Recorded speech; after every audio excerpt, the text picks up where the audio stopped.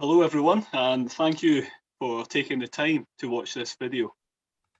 Mwaswera bwanji nonse ndipo ndikufuna ndikuthokozeni chifukwa mukutenga nthawi yanu kuti mukathe kuoneratu kanema ameneyo. I want to share with you an important message from the Bible today. Ndikufunatu ndigawane nanu uthenga ofunikira kwambiri kuchokera m'Bible mu tsiku la lero. Actually, this message is the main message from the Bible.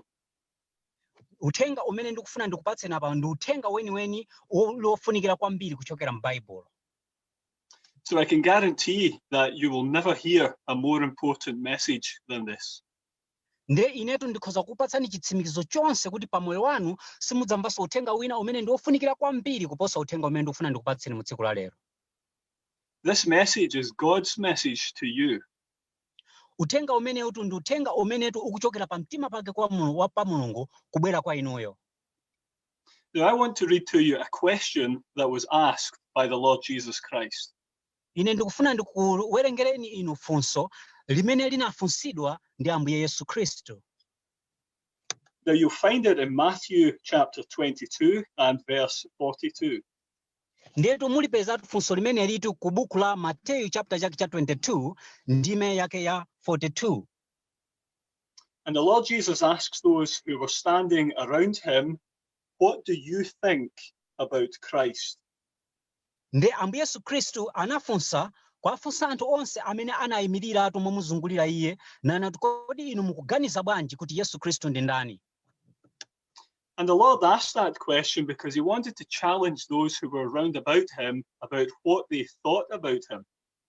Ndetu Ambuye Yesu Khristu anafunsa funso limeneli chifukwa amafuna kuti anthu amenewa agwedeze kuti ayambe kuganiza mosama bwinobwino makamaka pa maganizo awo kuti kodi Yesu Khristu ndi ndani. And I want to ask you that same question today. What do you think about Christ? Nde ine ndikufuna ndikufunseni inu funso lofanana ngati lomweli kuti kodi inuyo m'maganizo mwanu mukamva za Yesu Khristu mumaganiza kuti ndi ndani? What does Christ mean to you? Kodi Yesu Khristu ali ndi tanthauzo la mtundu wanji ku moyo wanu? Maybe he doesn't mean much to you. Mwina atukutheka tu Yesu Khristu ndi osafunikira kapena alibe tanthauzo kwenikweni ku moyo wanu.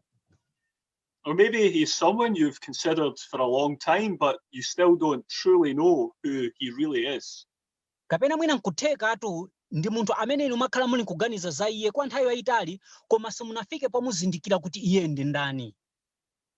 I know if I was to ask that question to people in Malawi or here in the UK, I would get many different answers. Ine ndikudziwa kuneka kuti nditafunsa funso limeneli kwa anthu ambiri uko ku Malawi komanso kuno ku UK ndikhoza kupeza mayankho osiyanasiyana ochuluka kwambiri. Some would tell me Christ was a good man who did good things. Nde anthu ambiri akhoza kundiuza kuti Khristu anali munthu wabwino kwambiri amene anapanga zinthu zabwinonso zambiri. Some would tell me that we should try to follow the good example that Christ set. Ena atu akhoza kunena kuti koma tiyenera kutsatira zitsanzo zabwino zimene Khristu anazikhazikitsa.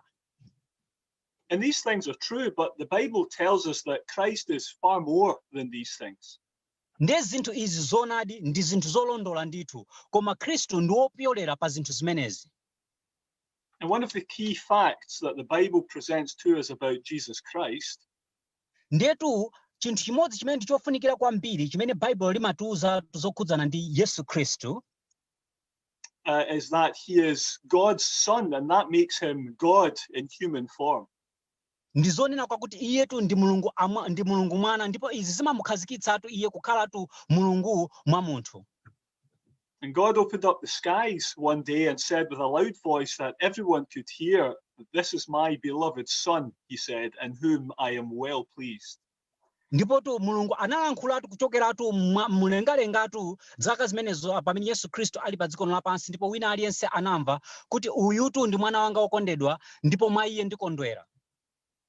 And so God makes it clear about what he thinks about Christ, but what do you think about him? Nde mulungutu sanalankhule zinthu zobisa kuti pambali pa nkhani ya Khristu amaganiza motani koma iye akufuna kuti inuyo muyenera kuganiza kuti kodi pangali pa nkhani ya Khristu mumaganiza kuti iye ndi ndani. The Bible also presents Christ as the only Savior for sinners. baibulo limamuonetseranso yesu khristu ngati yekhayo amene ndi mpulumutsi wa ochimwa. 1 Timothy chapter 1 verse 15 tells us that Christ Jesus came into the world to save sinners. 1 Timoteyo chapter chake cha 1 ndi yake ya 10 imanena kuti pakuti khristu anabwera ku dziko lapansi kudzapulumutsa wochimwa. We've already learned that he is the Son of God. Nde ife taphunzira kunaka kuti iyeyo ndi mwana wa mulungu. And now we've learned that he came to save sinners. Nde pano tikuphunzira tsopano kuti iyetu anabwera kudzapulumutsa wochimwa. And Romans chapter 3 and verse 23 tells us all have sinned. Ndetu Aroma chapter 3 ndi yake ya 23 imatiuza momveka bwino kuti wochimwawo ndi onse anachimwa. That verse doesn't distinguish between old and young or male and female. Vesi limene silimasiyanitsa pakati pa munthu wamkulu kapena munthu wang'ono kapena munthu wanzimayi kapena munthu wanzibambo. It says everyone is included, all have sinned. Likunena kuti wina aliyensetu ali mu gulu limeneli kuti palibe kusiyana pakuti onse anachimwa. And we have a sinful nature. We find sin attractive. Nde inu mukudziwa ife tonse tili ndi chilengedwe kapena chibadwidwe cha uchimo chimene timaona kuti uchimo ngati chinthu chokongola kapena chabwino choti tikhoza kusewera nacho. And we've all done things that fall short of God's perfect standards and offended God. Ndipo ifetu tapanga tonse zinthu zimenetu zimagwatu pa mulingo wa umene Mulungu anaukhazikitsa umene ndi mulingo wa pamwamba. And whether that's our actions or our words or our thoughts, ndiye kuti zimene zoti zikhoza kutheka kuti mmachitachita athu komanso mmaganizo athu komanso tu mmawu athu. these things are just the proof that the verse is true. All have sinned. Ndetu zinthu izi zimene timachitazi ndi umboni wokwanira umene ukuvomereza kuna kuti zona Bible kulondola ponena kuti onse anachimwa. And so Christ came to save sinners just like you and me. Chonchotu Khristu anabweratu kudzapulumutsatu ochimwa monga mmene iwe ulili komanso monga mmene ine ndilili. The reason he came to save sinners is because sin is a problem that we can't fix ourselves. Ndiye pali chifukwatu chimene iyetu anabwereratu kudzapulumutsa ochimwa chifukwa chimo ndi vuto lalikulu limene ife tokha sitingathe kulikonza. And sin causes us to become separated from God, just like Adam and Eve in the very first pages of our Bible. Ndetu chimotu limatipangitsa kuti ifeyotu tikhale osiyanitsidwa pakati pa ife ndi Mulungu monga ngati mmene zinakhaliranso pakati pa Adamu komanso Hava munda wa Eden kuti anasiyanitsidwa pakati pa iwo ndi Mulungu. And that separation affects you and me and will continue into eternity if sin is not dealt with. Ndetu kusiyanitsidwa kumeneko pakati pa ifeyo ndi Mulungu kumapitirirabe ndipo kudzapitirira kufikira mpaka na muyaya. Ngati machimo asanakhululukidwe. Let me ask you, have you ever thought about the eternity that comes after this life? Ndikufuna ndikufunse funso, kodi unayamba waganizira zokhudzana ndi umuyaya ndikapena nthawi zosatha zosamaliza zimene zili kutsogoloko? Have you thought about heaven? Do you want to be there? Kodi iwe unayamba waganizirapo zokhudzana ndi kumwamba kapena unayamba wakhala ndi maganizo na kuti koma ndikufuna ndikakhale kumeneko? And if the answer is yes, let me ask you another very important question. Ndiye ngati yankho lako lili kuti inde ndikufuna ndikufunsenso funso lina limene ndilofunikira kwambiri. What are you relying on to get you there?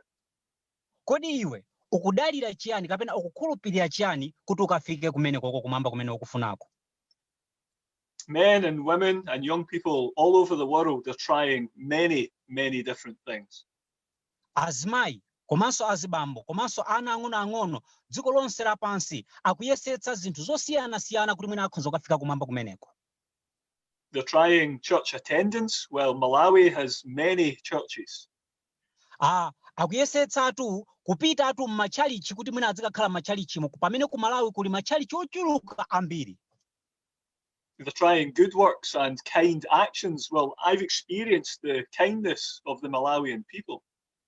Akuyesetsatu ntchito zabwino ndipo ine ndinatha kuonatu amene anthu abwino alili kuno ku Malawi kuyesetsa kuchita ntchito zabwino kuti mwina akhoza kufika kumeneko. Or maybe for you it's superstition or traditions. Mwina kapena ena ainutu ndi zikhulupiriro kapena kuti miyambo yanu. But let me say kindly, the Bible says that none of these things will save you from your sin or take you to heaven.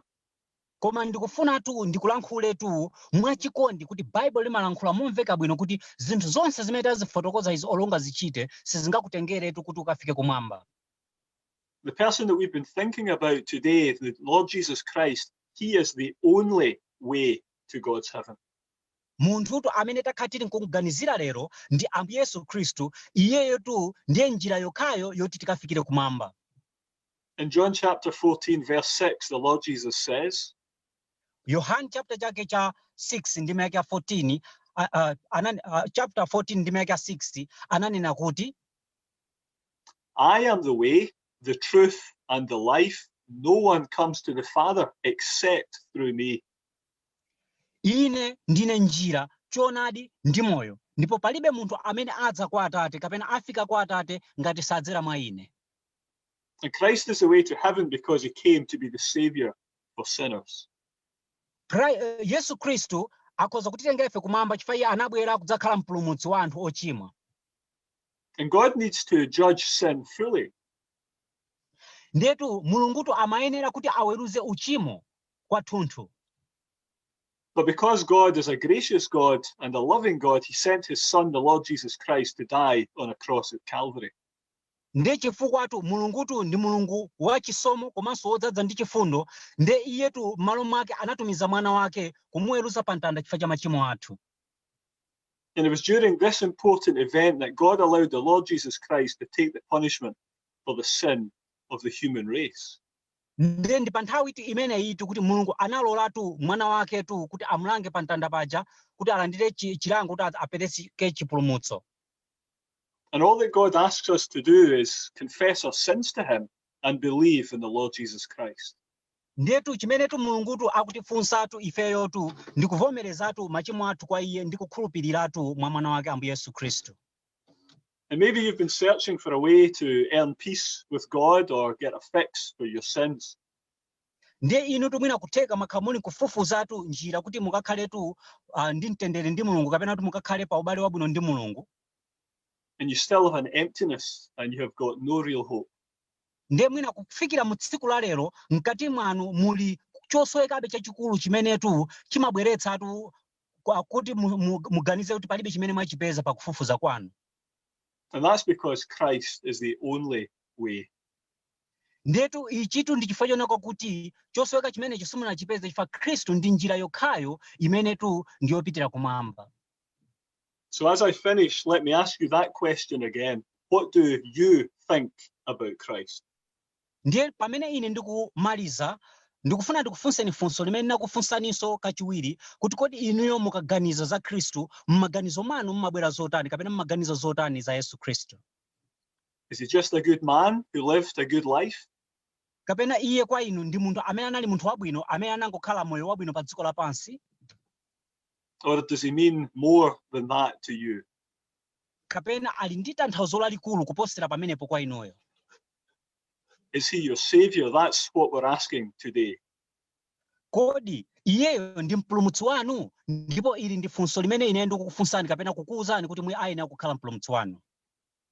He can be your savior today if you believe in him and confess your sin to God. Ngati si mpulumutsi wanu akhoza kukhala mpulumutsi wanu mu tsiku la lero ngati mutamkhulupirira iye ndipo iye akupulumutsani. Thank you for listening. Zikomo kwambiri chifukwa cha kumvetsera kwanu.